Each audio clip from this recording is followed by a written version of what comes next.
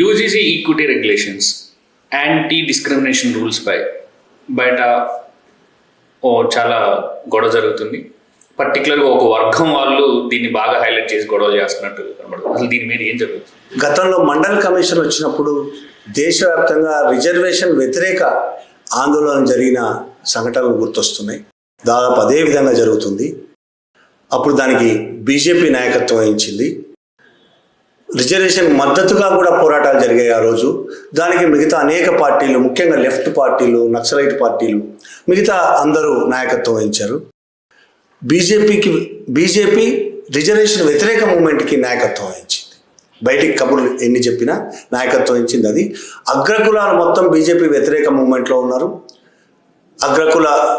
అగ్రకులాల వల్ల అణిచివేయబడ్డ వాళ్ళు మొత్తం బీజేపీ అనుకూల ఉద్యమంలో. అదే దాదాపు జరుగుతోంది ఇప్పుడు ఏదైతే యూజీసీ తీసుకొచ్చిందో, university grants commission, anti discrimination rules, దానివల్ల దేశంలోని ముఖ్యంగా నార్త్ ఇండియాలో, సౌత్ ఇండియాలో అంత కనబడటం లేదు, వస్తుందేమో రేపు మాపో, నార్త్ ఇండియాలో అగ్రకులాలు మొత్తం ఒక్కసారి రోడ్డు మీదకి వచ్చినాయి.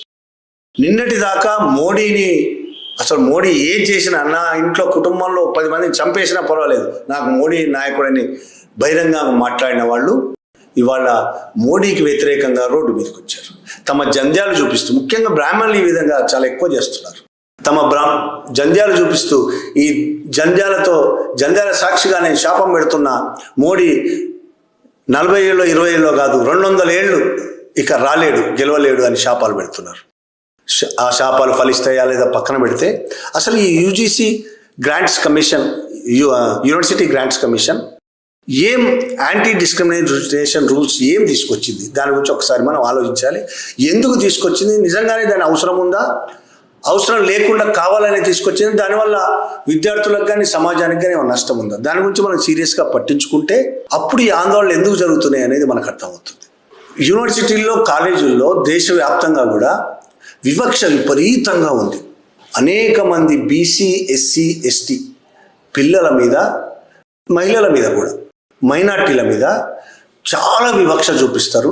ఒక్క విద్యార్థులు ర్యాగింగ్ టైంలో అగ్రకులాలు చేసే ర్యాగింగ్ వల్ల అణిచివేయబడడం ఒకటే కాదు, ర్యాగింగ్ వల్ల ఇబ్బందులు ఒకటే కాదు, ప్రొఫెసర్ల స్థాయి వాళ్ళు కూడా, అగ్రకుల ప్రొఫెసర్లు ఈ మిగతా కులాల వాళ్ళని చాలా దారుణంగా చూస్తారు. మార్కుల విషయంలో మార్కులు తక్కువ ఇస్తారు, అనేక రకాల హింసలు పెడతారు, ఇబ్బందులు పాలు చేస్తారు. దానివల్ల ఆత్మహత్యలు చేసుకొని చనిపోయిన వాళ్ళు చాలామంది ఉన్నారు. నిజంగా అవి ఆత్మహత్యలు కాదు, హత్యలు అని నా అభిప్రాయం. మన దగ్గర హైదరాబాద్ యూనివర్సిటీలో రోహిత్ వేముల మనకు పెద్ద గుర్తు. దేశం మొత్తం అప్పుడు చాలా పెద్ద ఎత్తున ఆందోళన జరిగాయి రోహిత్ వేముల ఆత్మహత్యకు వ్యతిరేకంగా. రోహిత్ వేములది ఈ వ్యవస్థ చేసిన హత్య. రోహిత్ వేముల లాంటి వాళ్ళు చాలా యూనివర్సిటీల్లో, చాలా కాలేజీల్లో చాలామంది చనిపోయారు. అనేక మంది ఇబ్బందుల పాలై చదువుకోలేక మళ్ళీ ఇంటికి వెళ్ళిపోయి వాళ్ళు వ్యవసాయం, కూలి పనులు చేసుకునే పరిస్థితి వచ్చింది. అంటే పేదవాళ్ళకి, దళితులకి, బీసీలకి, మైనార్టీలకి, మహిళలకి చదువు లేకుండా చేసే కుట్రలో భాగం ఇది. వీళ్ళు కూడా చదువుకుంటారా? అగ్రకులాలు బాపనోళ్ళం, మేము చాలా గొప్పోళ్ళం. లేదు, అగ్రకులం ఇంకో రెడ్డో, ఇంకో వెలమో, ఇంకోటో నార్త్ ఇండియాలో ఇంకో కులం ఉండొచ్చు, మేము చాలా గొప్పోళ్ళం, మా ముందు మాకు సమానంగా కూర్చొని మాతో పాటు చదువుకోవడం, మాకంటే ఎక్కువ మార్కులు వస్తాయా? ఈ విధమైన అహంకారం, కులాహంకారము చాలామందిని వివక్షకు గురి చేసి అటు బీసీలను, ఎస్సీలను, ఎస్టీలను, మహిళలను, మైనార్టీలను చదువుకోకుండా చేశాయి, చావుల వైపు నెట్టేశాయి. ఈ పరిస్థితుల్లో పెద్ద ఎత్తున దేశవ్యాప్తంగా చర్చ జరుగుతున్న నేపథ్యంలో యూజీసీ ఈ రూల్స్ తీసుకొచ్చింది. కాలేజీల్లో డిస్క్రిమినేషన్ అంటే వివక్ష ఉండకూడదు, వివక్ష ఉండడం వల్ల చాలామంది బలైపోతున్నారు కాబట్టి ఈ డిస్క్రిమినేషన్ ఉండకూడదు. అంతకుముందు ఎస్సీ, ఎస్టీల విషయంలో ఉండేవి చట్టాలు ఇప్పుడు ఓబీసీలకు కూడా ఈ రెగ్యులేషన్లో భాగం చేశారు. దాంతో ఇప్పుడు గొడవ స్టార్ట్ అయింది. 2012లోనే పాత రూల్స్ ఉన్నాయి ఎస్సీ, ఎస్టీలకు సంబంధించి. ఇప్పుడు కొత్తగా దాంట్లో ఓబీసీలను కూడా చేర్చారు. ఇందులో మతము, లింగము, జన్మస్థలము, వికలాంగత, ఇట్లాంటి అన్ని జాతి, వీటి ఆధారంగా వివక్ష చూపించకుండా వాళ్ళను కాపాడడం కోసం ఈ యూజీసీ ఈ రెగ్యులేషన్స్ తీసుకొచ్చింది అనేది గవర్నమెంట్ చెప్తున్నది. దీనిలో భాగంగా ప్రతి యూనివర్సిటీల్లో ప్రతి కాలేజీల్లో తప్పనిసరిగా ఆపర్చునిటీ సెంటర్స్ని ఏర్పాటు చేయాలి. ఇవన్నీ వివక్షను ఎక్కడ వివక్ష జరిగినా పరిశీలిస్తాయి. వాళ్ళ కాలేజీల్లో లేదా వాళ్ళ యూనివర్సిటీలో జరిగిన వివక్షను పరిశీలిస్తాయి, సమస్యలను పరిష్కరిస్తాయి. ఈక్విటీ పాలసీ అనేది అయితే గవర్నమెంట్ ఇప్పుడు యూజీసీ ఏదైతే ప్రవేశపెట్టిందో దాన్ని అమలు చేస్తాయి. వాళ్ళ ఆ కమిటీలకు విద్యార్థులు తమ మీద వివక్ష చూపిస్తున్నారు అని ఎవరైతే ఫీల్ అవుతున్నారో ఆ విద్యార్థులు వాళ్లకు కంప్లైంట్ చేయాలి. ఆ కంప్లైంట్ వచ్చిన తర్వాత 15 రోజుల లోపు అధికారులు ఆ కంప్లైంట్ విచారణ జరిపి పరిష్కారం చేయాలి. ప్రతి ఇన్స్టిట్యూట్ తమ వెబ్సైట్లలో ఈ ఈక్విటీ పాలసీని ఖచ్చితంగా ప్రచురించాలి. వార్షిక రిపోర్టులు సమర్పించాలి. ప్రతి సంవత్సరం యూజీసీకి ఈ వార్షిక రిపోర్టులు పంపించాలి. ఎవరైనా కాలేజీలో గనక ఇంత జరిగిన తర్వాత కూడా పరిష్కారం జరగకపోతే ఆ ఫిర్యాదుదారు, ఆ విద్యార్థిని యూజీసీకి డైరెక్ట్గా ఫిర్యాదు చేయవచ్చు. దానిలో భాగంగానే ఇంకా చాలా ఉన్నాయి. విద్యార్థులందరికీ రెగ్యులర్గా క్లాసెస్ పెట్టాలి. ఏ క్లాసెస్ రెగ్యులర్గా జరుగుతున్న క్లాసెస్ కాదు, వాళ్ళని సెన్సిటైజేషన్ చేయడం కోసం, సున్నితంగా తయారవడం కోసం వాళ్ళను కొన్ని ప్రోగ్రాంలు నిర్వహించాలి. వాళ్ళను కౌన్సిలింగ్ చేయాలి. విద్యార్థులకు స్టాఫ్కు కూడా ట్రైనింగ్ ఇవ్వాలి ఈ విషయాలన్నిట్లో. ఇవన్నీ చేసిన తర్వాత అయినా ఫిర్యాదులు వస్తే ఆ అధికారులు విచారణ చేసి శిక్షలు విధించాలి, పెనాల్టీలు విధించాలి. ఆరోపణలు నిజమైతే క్రమశిక్షణ చర్యలు తీసుకోవాలి. సస్పెన్షన్ చేయొచ్చు, డిస్మిస్ చేయొచ్చు. దాన్ని బట్టి వాళ్ళు చేసిన నేరాన్ని బట్టి. ఒకవేళ ఇవన్నీ చెయ్యలేకపోతే యూజీసీ ఆ యూనివర్సిటీని కానీ ఆ కాలేజీ కానీ గుర్తింపును రద్దు చేసే హక్కు యూజీసీకి ఉంది. అంతేకాదు, ఒకవేళ తప్పుడు ఫిర్యాదులని రుజువైతే దానికి కూడా శిక్షలు ఉన్నాయి. ఇందులో మొత్తంలో వీళ్ళు ఈ తప్పుడు ఫిర్యాదులు రుజువైతే శిక్షలు ఉంటాయనే పాయింట్ పక్కన పెట్టి మిగతా అన్నిటి మీద ఇప్పుడు అగ్రకులాలు రోడ్డు మీదకి వచ్చి పోరాడుతున్నాయి కదా. అసలు ఇప్పుడు పోరాడాల్సింది వెనకబడిన కులాలు, వెనకబడిన వర్గాలు. ఈ తప్పుడు ఫిర్యాదులపై కూడా శిక్షలు ఉన్నాయనే మాట ఉంది చూసావా. అసలు అది జరిగేది అదే. ప్రతిదాన్ని ఎందుకంటే అగ్రకులాలు వెళ్తున్న యూనివర్సిటీలు ఇప్పుడు, అగ్రకులాలు నడుపుతున్న కాలేజీలు ఇప్పుడు వాళ్ళదే బలం. శిక్షా వ్యవస్థ మొత్తం వాళ్ళది. రేపు ఏ కేసును కూడా రుజువు కాలేదని కొట్టేసే అవకాశాలు చాలా ఎక్కువ. దాని మీద పోరాడాల్సిన అవసరం ఉంది. మిగతా ఏవైతే రెగ్యులేషన్స్ పెట్టాయో వాటిని కాపాడుకోవడం కోసం కూడా ఇప్పుడు వెనకబడిన తరగతులు, కులాలు పోరాడాల్సిన అవసరం. ఈ రెగ్యులేషన్స్ అన్నీ డీమ్డ్ యూనివర్సిటీలకు కూడా వర్తిస్తాయి. సెంట్రల్, స్టేట్ అన్ని యూనివర్సిటీలు, కాలేజీలకు అన్నిటికీ వర్తిస్తాయి. ఇవన్నీ ఎందుకు జరుగుతున్నాయి? దాదాపు ఈ 5 ఏళ్లలో విద్యార్థుల మీద వివక్ష పేరుతో జరుగుతున్న అత్యాచారాలు, దౌర్జన్యాలు ఈ 5 ఏళ్లలో గతంలో కంటే 118% పెరిగాయి. అంటే డబల్ కంటే ఎక్కువైపోయాయి. 100% కంటే ఎక్కువయ్యాయి. రోజు రోజుకు పెరుగుతున్నాయి. రోహిత్ వేముల లాంటి హత్యలు చూసాం. అనేక మంది అమ్మాయిలు స్కాలర్స్, రీసెర్చ్ స్కాలర్స్, ప్రొఫెసర్ల పెడుతున్న ఇబ్బందుల్ని, వివక్షని తట్టుకోలేక చనిపోయిన వాళ్ళు ఉన్నారు. ఇవన్నీ నేపథ్యంలో ఈ రూల్స్ వచ్చాయి. ఈ రూల్స్ వచ్చిన తర్వాత ఒక్కసారిగా అగ్రకులాలు మొత్తం దేశవ్యాప్తంగా, ముఖ్యంగా నార్త్ ఇండియాలో అగ్రకులాలు మొత్తం రోడ్డు మీదకి వచ్చాయి. నిన్నటిదాకా మోడీయే మా దేవుడు, మోడీ లేకపోతే దేశం లేదు, మోడీని వ్యతిరేకించే వాళ్ళు పాకిస్తాన్ వెళ్ళిపోండి, యోగిని వ్యతిరేకించే వాళ్ళు పాకిస్తాన్ వెళ్ళిపోండి అని నినాదాలు చేసిన, గొంతు చించుకున్న వాళ్ళందరూ ఇవాళ మోడీకి వ్యతిరేకంగా నినాదాలు చేస్తూ రోడ్డెక్కారు. ఇప్పుడు వాళ్ళు పాకిస్తాన్ పోతారా, ఇంకెక్కడికైనా పోతారా అనేది వాళ్ళు ఆలోచించుకోవాల్సి విషయం. నేను చెప్పడం కాదు, వాళ్ళే చెప్పారు కాబట్టి. వాళ్ళు ఇప్పుడు కొత్తగా ఎన్నడూ లేనిది అగ్రకులాలు మోడీ, బీజేపీ, ఆర్ఎస్ఎస్లకు మొదటి నుంచి పూర్తి మద్దతుదారులు, ప్రధాన మద్దతుదారులు అగ్రకులాలు. ఎందుకంటే నడిపిస్తుంది అగ్రకులాలు. ఆర్ఎస్ఎస్ నడిపిస్తుంది, 100 ఏళ్ళుగా నడిపిస్తుంది అగ్రకులాలే. బీజేపీ నడిపిస్తుంది అగ్రకులాలే. మోడీ ఓబీసీ అని కథలు చెప్పొద్దు. మోడీ ఓబీసీ అయినా సరే మోడీకి నడిపిస్తున్న భావజాలం అగ్రకులాల భావజాలమే. మోడీని నడిపిస్తున్న ఆర్ఎస్ఎస్ అగ్రకులాల భావజాలం, అగ్రకుల మనసు. కాబట్టి అగ్రకులాలు నడిపిస్తున్నాయి. కాబట్టి వీళ్ళందరూ ఇవాళ కొత్తగా ఈ అగ్రకులాలే మోడీకి వ్యతిరేకంగా మాట్లాడడం అంటే వాళ్ళు ఇంతవరకు ఏం చెప్పారు? హిందువులందరూ ఐక్యంగా ఉండాలి, హిందువుల ఐక్యతనే మైనార్టీల మీద దాడులు చేయడానికి ఈజీ అవుతుంది, కమ్యూనిస్టుల మీద దాడులు చేయడానికి ఈజీ అవుతుంది, నాస్తికుల మీద దాడి చేయడానికి ఈజీ అవుతుంది. కాబట్టి మన అన్ని కులాలు ఐక్యంగా ఉండాలి. హిందువులందరూ ఐక్యత అంటే ఏంది? హిందువులు ఏకంగా ఒకే శిలగా లేరు కదా, ఏకశిలగా లేరు.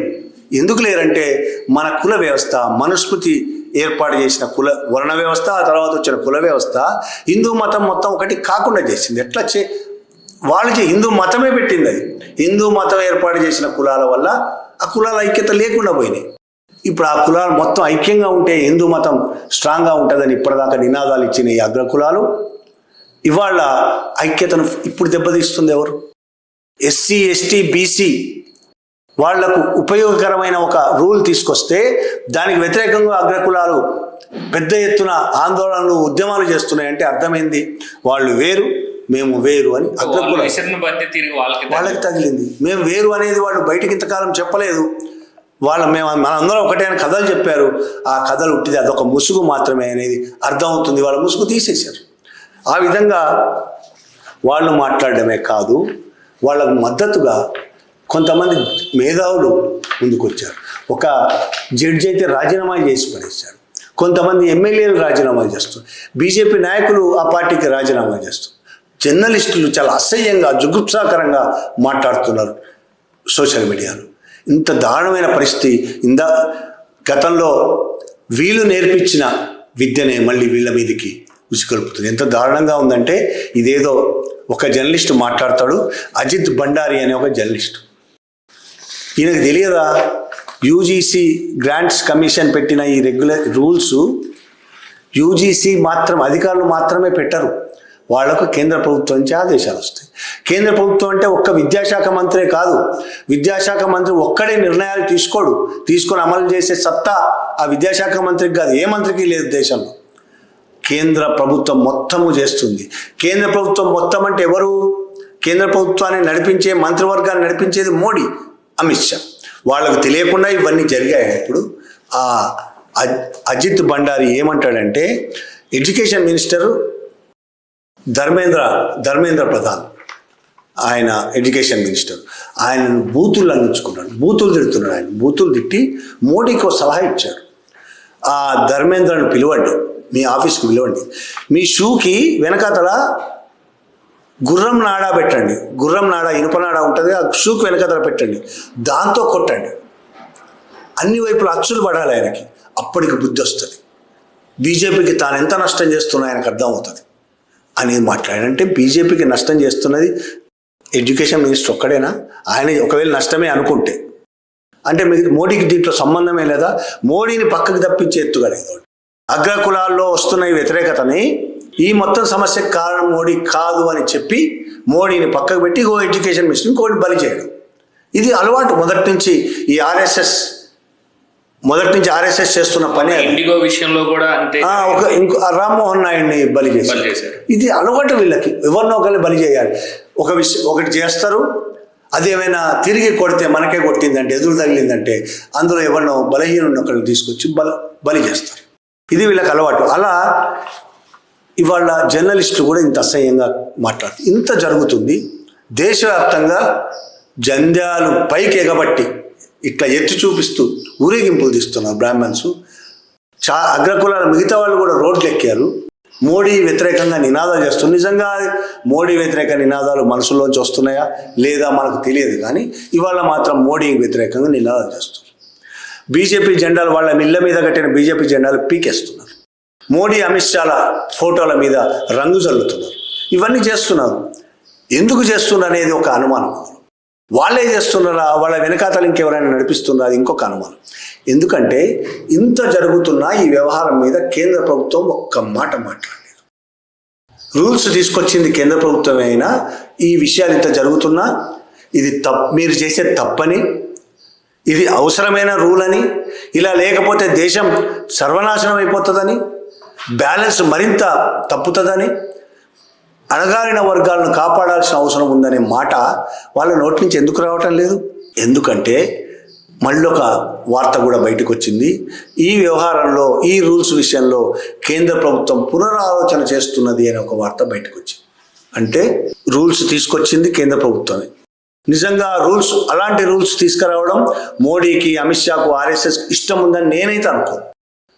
వాళ్ళు అగ్రకులాల వైపే ఉంటారు, వాళ్ళని అగ్రకులాలే నడిపిస్తున్నాయి కాబట్టి వాళ్ళు ఈ పేద వర్గాల వైపు, దళిత వర్గాల వైపు, మహిళల వైపు నిలబడతారని నేనైతే అనుకోవట్లేదు. వాళ్ళు నిలబడరని, వాళ్ళు అగ్రకులాల వైపే నిలబడతారని నేను నమ్ముతున్నాను. వాళ్ళకి టార్గెట్ ఉందిగా 2047లో వీళ్ళదే రాజ్యం, అగ్రకులాల రాజ్యమే కావాలనుకుంటున్నారు, తీసుకురావాలని అనుకుంటున్నారు. అట్లాంటి వాళ్ళు నిజంగానే ఈ రూల్స్ అన్ని చెయ్యాలి, చేసి అమలు పరచాలనే దృఢ నిశ్చయంతో ఉన్నారని నేను అనుకోవటం లేదు. ఈ రూల్స్ తీసుకొచ్చి దేశంలో ఉన్న బీసీ జనాభా అతిపెద్ద జనాభా కాబట్టి, నెక్స్ట్ ఎన్నికలు ఉన్నాయి కాబట్టి, ఉత్తరప్రదేశ్లో నెక్స్ట్ ఇయర్ ఎన్నికలు ఉన్నాయి, చాలా రాష్ట్రాల్లో నెక్స్ట్ ఇయర్ ఎన్నికలు జరుగుతున్నాయి. రాబోయే కాలంలో మళ్ళీ బీజేపీ స్ట్రాంగ్ కావాలి. ఎందులో అగ్రకులాలు ఎన్ని మాట్లాడినా అగ్రకులాలు తమతోనే ఉంటాయి. వాళ్ళు ఎక్కడికి పోయి వాళ్ళ మోడీని తిట్టిన వాళ్ళే రేపు మోడీ కాళ్ళు మొక్కుతారు. కానీ బీసీలను తన వైపు తిప్పుకోవాలి, దళితులను తన వైపు తిప్పుకోవాలి. అతిపెద్ద జనాభా భారతదేశంలో ఓబీసీ కాబట్టి వాళ్ళని తన వైపు తిప్పుకోవడం కోసం ఈ నాటకం ఆడుతున్నారేమని అనుమానం నాకు కలిగితే తప్పుంది అనుకోవటం లేదు. నాకే కదా, ఎవరికి కలిగినా తప్పుంది అనుకోవటం లేదు. ఎందుకంటే వాళ్ళ ప్రవర్తన, వాళ్ళ విధానాలు, వాళ్ళ నడిచే తోవ ఆ విధంగా ఉంది. ఈ విధంగా తీసుకొచ్చి వీళ్ళే అగ్రకులాలను రెచ్చగొట్టి ఆందోళన చేయించి, పెద్ద ఎత్తున దేశవ్యాప్తంగా ఆందోళన చేయించి, అగ్రకులాల బీజేపీలో ఉన్న అగ్రకుల ఎమ్మెల్యేలతో, నాయకులతో రాజీనామాలు చేయించి, ఇంత సమాజంలో ఇంత హింస చెలరేగుతుంది కాబట్టి, అల్లకల్లోలం అయిపోతుంది కాబట్టి, దీని మీద మళ్ళీ మేము పునరాలోచన చేసి కొత్త రూల్స్ తీసుకొస్తామని చెప్పే అవకాశం ఎక్కువగా ఉంది. యూజీసీ తీసుకొచ్చిన ఈ రెగ్యులేషన్స్ మొత్తం అమలవుతాయని నేను అనుకోవటం లేదు. అమలు చేయడానికి దాన్ని మళ్ళీ పూర్తిగా మార్చి మళ్ళీ కొత్త రకమైన రూల్స్ తీసుకొస్తారని నేను అనుకుంటున్నాను. దాన్ని బలహీనపరిచి, శిక్షలు కానీ, ఫైన్లు కానీ, ఇట్లాంటి వాటిని బలహీనపరిచి, కొత్త రకమైన ఇప్పుడు ఎట్లయితే కార్మిక చట్టాలు బలహీనపరిచి కొత్త కోడుల పేరుతో తీసుకొచ్చారో, కార్మికులకు నష్టం జరిగే విధంగా, కార్పొరేట్లకు ఉపయోగపడే విధంగా తీసుకొచ్చారో, అప్పుడు ఈ రూల్స్ను కూడా అగ్రకులానికే ఉపయోగపడే విధంగా తీర్చిదిద్దే అవకాశం కూడా ఉంది. ఆ కుట్రలో ఒక బీసీ ఓట్లు కావాలి, దళితుల ఓట్లు కావాలి, రెండో వైపు అగ్రకులాలకే నష్టం జరగద్దు. నష్టం అంటే అగ్రకులాల నుంచి దాడులకు గురవుతున్న వాళ్ళకు న్యాయం జరగాల్సిన అవసరం లేదు. అగ్రకులాలకు వాళ్ళ మనస్సులో బాధ కలగొద్దు, బీసీల ఓట్లు కావాలి. రెండు జరగాలంటే కష్టం కాబట్టి ఇలాంటి నాటకాలన్నీ ఆడుతున్నారేమో అనేది నా అనుమానం. దాదాపు ఇట్లాంటివి బీజేపీ చాలా కాలంగా చేస్తుంది. అందుకని ఈరోజే వచ్చిన వార్త కేంద్రం పునరాలోచిస్తుంది అని. థ్యాంక్స్ అన్న.